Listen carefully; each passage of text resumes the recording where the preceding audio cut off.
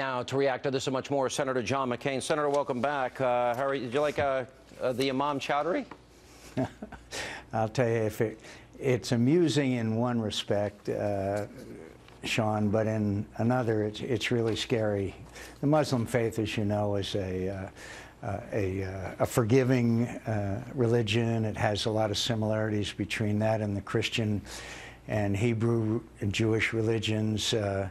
But this perversion of it, and from time to time, like in the Spanish Inquisition, the Bible was perverted. But here we are in the 21st century, and to hear that kind of claptrap is, again, entertaining, but also pretty scary, because these are the guys that are indoctrinating people to go to Syria and kill people and someday come back and kill Americans. Well, that's the reality. That's what we saw happen to this photojournalist. That's what they're threatening to do to others. We see people chased out of their homes. You know, it took the entire time to get out of him. He wants a worldwide caliphate, and that's what they're pushing for.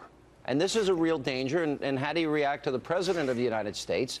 And that is that it's been pretty much a non-response. The official position today is still that Fort Hood was workplace violence, not a terrorist attack.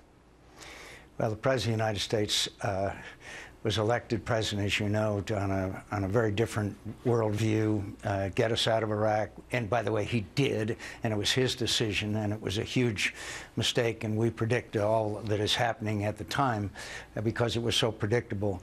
But he doesn't view the United States of America as a nation that needs to lead the world. That does not mean sending troops everywhere, engaging in every war.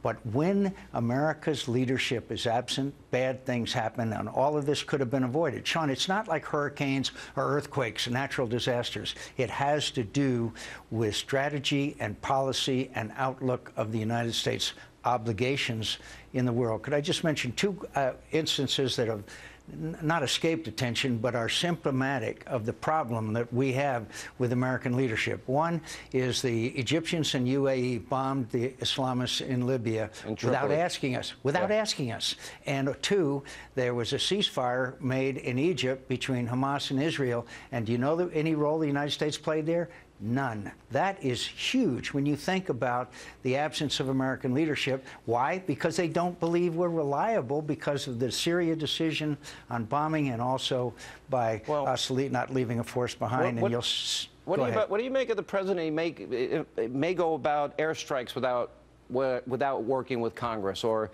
he might go along with this UN climate change without consulting Congress and bypassing Congress on that, or on immigration. What do you make of the president not respecting co-equal branches of government? I think it's terrible, and I think it's the worst that I've ever seen. And if he ever wants immigration reform, he will set it back years and years if he acts through executive order. As far as the bombing is concerned, under the War Powers Act, he can bomb and then come to Congress after 30 days. But what he really needs to do is come to Congress with a strategy, with policies that implement the strategy. Does anyone on earth know what the president's strategy is? And by the way, you know, Jimmy Carter changed after Afghanistan, George Bush, the surge after Iraq was failing, Clinton after Srebrenica. He can change. But these other presidents saw the reality, did change in light of conditions as they existed, and this president seems to blithely ignore them. All right, Senator, thank you for your insight. Appreciate it.